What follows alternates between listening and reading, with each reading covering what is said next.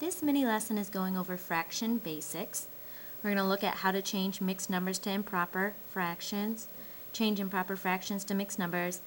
We're going to compare fractions, and then we're going to look at making equivalent fractions. The first thing we're going to start out with is changing mixed numbers. So with this, what we have is we're going to have this whole number that is attached to the fraction. It's 2 3/5. To make it into an improper fraction, what you need to do is you need to multiply the denominator by the whole number. Then you're going to add the numerator and stick it back over the denominator. So you're going to multiply 5 times 2, you're going to get 10. You're going to add that to 3 and you're going to get 13. That will become your numerator, and you're always going to have the same denominator as 5. I look at it as kind of a full circle effect.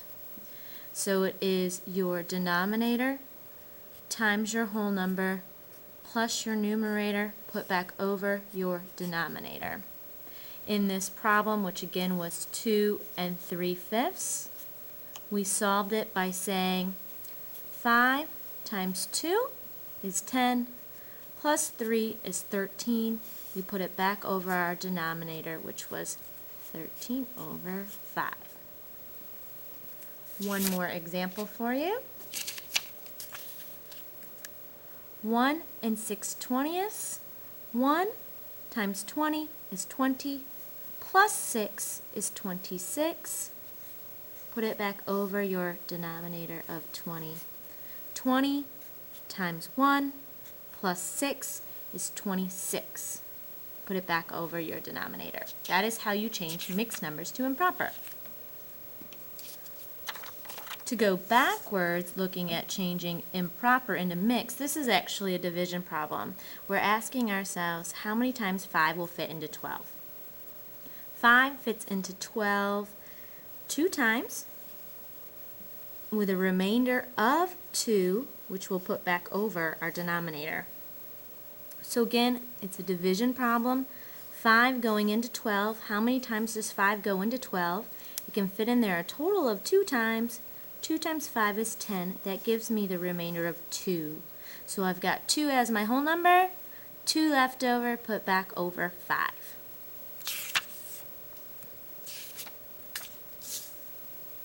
Changing this improper fraction, we're looking at 3 being divided into 20. You can read this as 20 divided by 3. 3 fits into 20 6 times, and we're going to be getting 18. So we would have 2 left over, put it back over the 3. 3 goes into 20 6 times, which would be 18. The difference between 18 and 20 is 2. Put it back over the 3.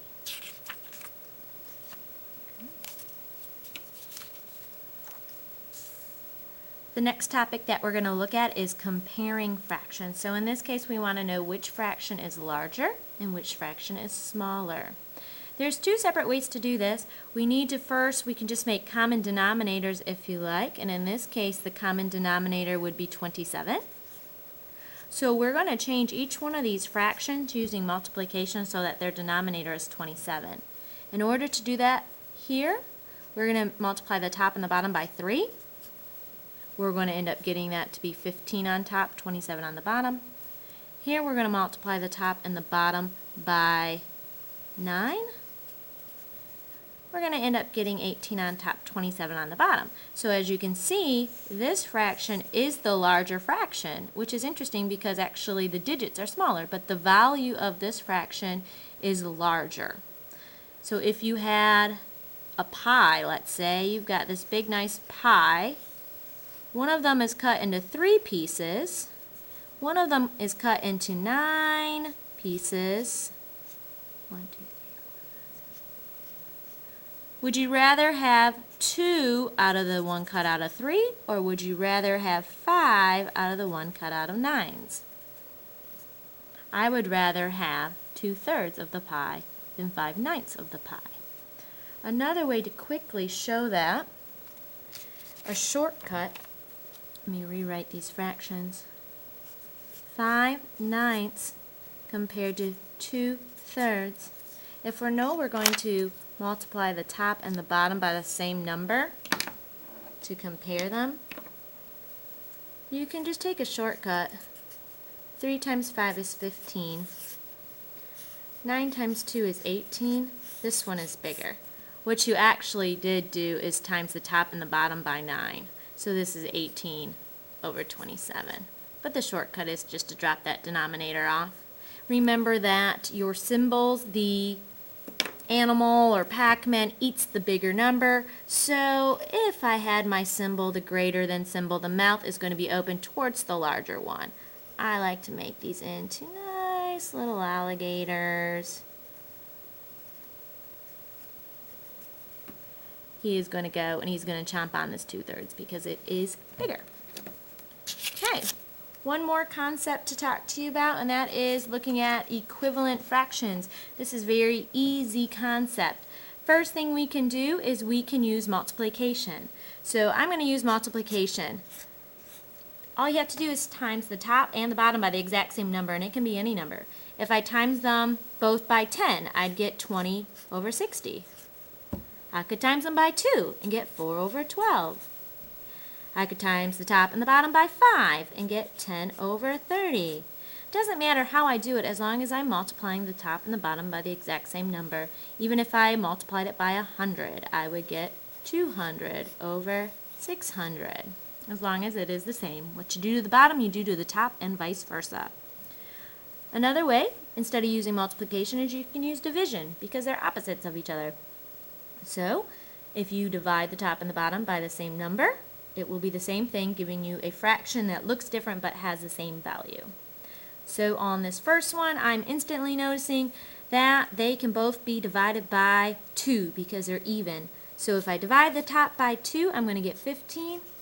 If I divide the bottom by 2, I'm going to get 32. That is as small as that one can go. If I would have chosen different numbers, let's say I chose 12 and let's see here, 18. I could have divided the top and the bottom by 3. The top divided by 3 would become 4, and the bottom divided by 3 would become 6. I could have also divided them both by 6. So if it was 12, 18, divide the top by 6, I would have gotten 2. The bottom by 6, I would have gotten 3.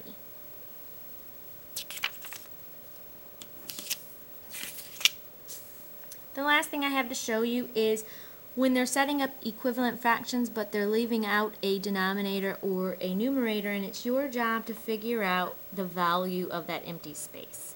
So you have to start where there is a full fraction. So on this side we have a full fraction of 5/8, and you're looking then how did we manipulate that 8 to change into a 24? Are we first using multiplication? Are we using division? Well, to take 8 to a 24, I need to times by 3. And as we said, whatever you do to the top, you must do to the bottom. So to change the 5, I also need to multiply it by 3. 5 times 3 is 15. So this fraction, which is equivalent, the exact same value as 5/8, is 15/24. It is equal to 5/8. They are the exact same value. Moving down here, we have 12/30. I'm starting at my fraction that is full, and I'm looking, going, what did I do to that 30 to make it a 5? Well, I divided it by 6. So I'm also going to do that on the top. I'm going to divide by 6. 12 divided by 6 is 2. So 12/30 has an equivalent fraction of 2/5. They are the exact same value. They are the same amount.